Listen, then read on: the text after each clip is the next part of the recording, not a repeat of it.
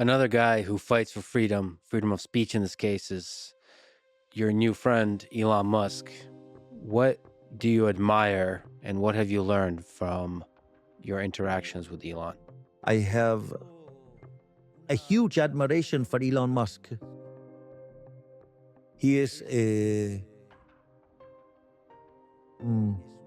an absolutely unconventional person.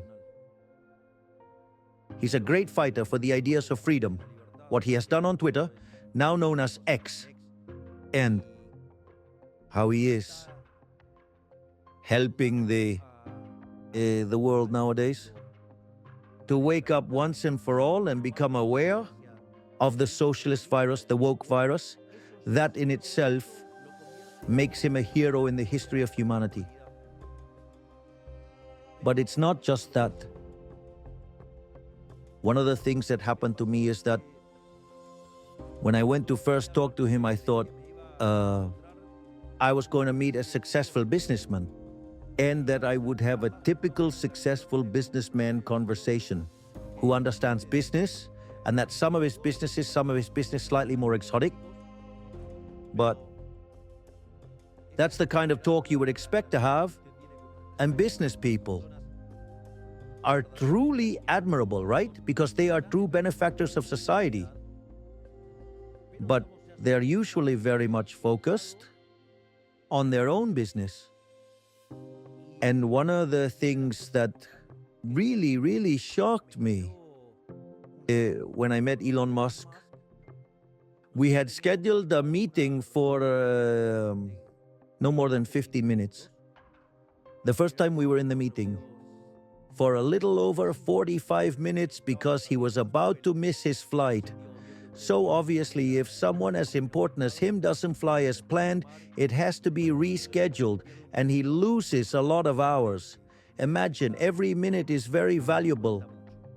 And one of the things that happened was that basically, he brought up the topic of demography, and we started discussing demographics and growth. I never imagined that I would end up discussing demographics and growth with him, you know? And another very fun thing was that something funny he said to me was that since we shared our vision regarding demographic issues and the need to populate the planet, he asked me, now what about you? When are you going to move in that direction? I mean, I said, oh, look, I have 5 children. And he said, well, the 4-legged ones don't count. That was the first meeting I had with Elon Musk. The second meeting was when here at the universities we started seeing anti-Semitic demonstrations where basically Palestinian flags were displayed and Jews were harassed and persecuted. And at that moment, when we had that second meeting, he showed himself to be very deeply involved with that and brought up the issue of the cultural battle. So, I mean, it's not quite conventional even in the political field. During our last talk, which lasted for about 2.5 hours, right? One of the things we talked about was freedom and what was at stake for the United States in this election. Therefore, he is a person, you know, honestly, I can say he is well above average. I mean, a person of unconventional intelligence, right?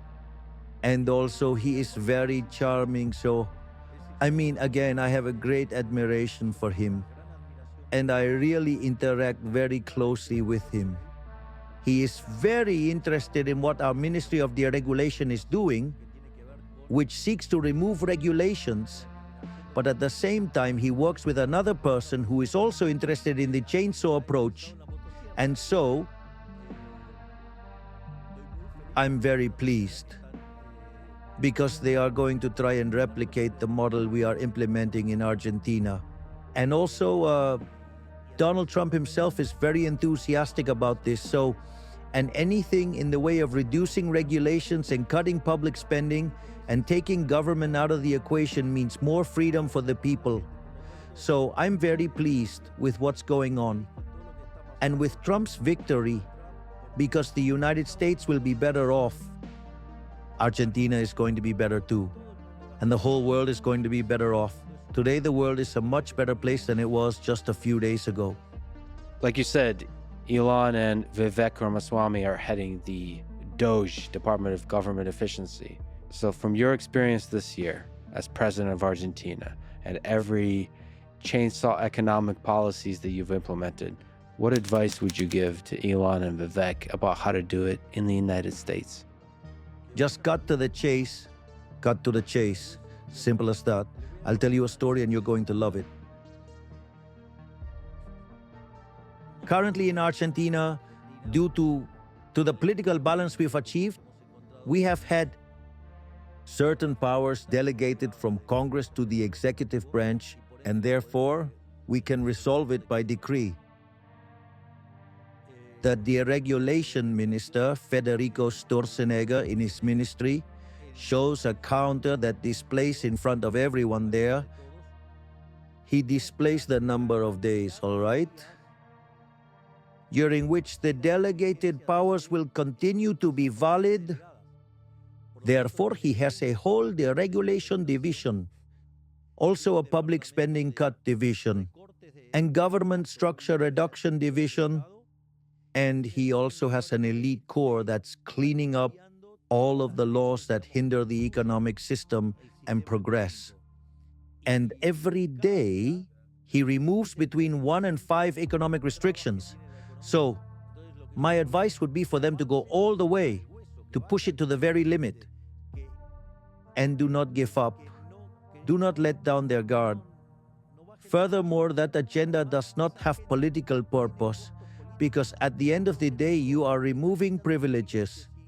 Of course, there will be people complaining, but these are people who are losing privileges, so they will have to explain to society why they are keeping those privileges. And that is quite uncomfortable. You've spoken with Donald Trump. Allegedly, he called you his favorite president. What did you discuss? And maybe again, what do you admire about President Trump? And what do you learn from him? There are several things that I admire about President Trump. The first is that I think he's provided ample proof of this in his first presidency.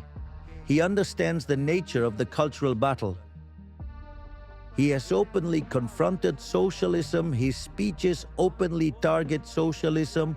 He perfectly understands the woke virus. And that is, of great value, because it means understanding what it's all about. Another thing I truly admire about him is his courage. In fact, thankfully, thank goodness he didn't get assassinated or killed. But it was by a small chance occurrence that could have killed him, just because he moved at the right moment.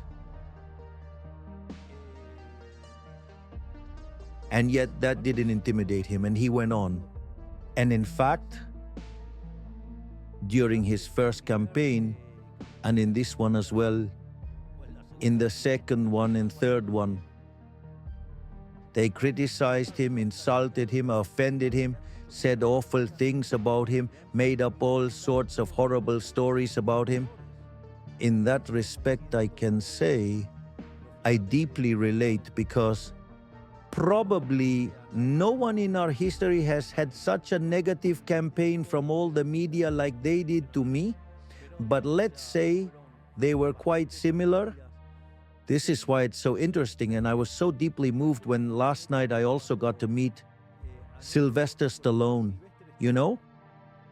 because Sylvester Stallone talks about, well, how important is that no matter how hard they hit you, and keep on hitting you all the time, despite all that, you keep going on and on and on.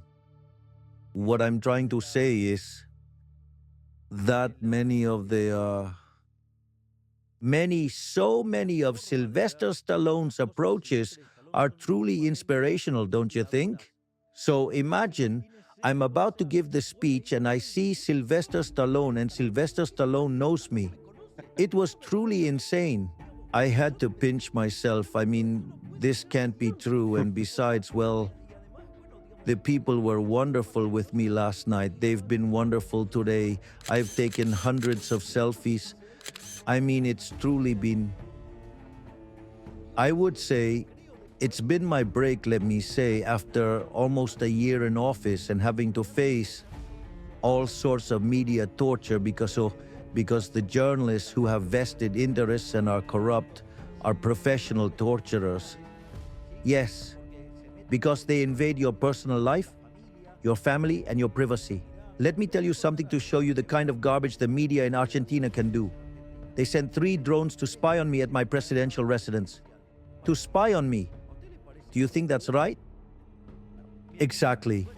But that kind of thing happens in Argentina, not to mention the many lies and horrible things they say. I, for instance, remember that time when my father was hospitalized. My father is a man of a really strong character who has had 2 heart surgeries, all right? And one day a journalist was saying all sorts of lies about my father. My father was hospitalized and, well, and he almost died of a heart attack. So that kind of thing is what journalism and the press do in Argentina. So they start to attack your private life, your mother, your father, your sister, even my dogs that I absolutely adore. They are the most wonderful beings in the universe. They even target my 4-legged children. So imagine that I've been in office for nearly a year. A year as president, and since they can't criticize my management except by lying and distorting the numbers, they meddle with all these things they have been doing all the time since the year 2021, when I officially entered politics. So, and I've seen what they've done to Trump. So, that also makes me relate a lot to him, because he's a true warrior. He's a Viking. He's a Viking. He's literally a Viking. I mean, he is someone I admire for how he has kept fighting in the face of adversity, even against all odds, and still he managed to win. Amazing. And well, and that's why I can relate that much. And I've also seen how he's been unfairly criticized, like when he was accused of protectionism or when he wanted to discuss some matters within the context of public debate regarding the design of monetary policy as regards the Fed. And basically, they have accused him of things. I mean, isn't he entitled to give an opinion as a president? I mean, any citizen could give their opinion, even more so a president. Why is it important to you that Argentina has a close relationship with the United States? Well, to us, that is truly important, okay? You know? Because we've decided to be geopolitical allies of the United States ever since our campaign, that our allies, we have decided that our allies will be the United States and Israel, because they basically represent the ideas of the Western world. They represent the free world. That is to say, what we would call today, let's say, a liberal democracy, okay?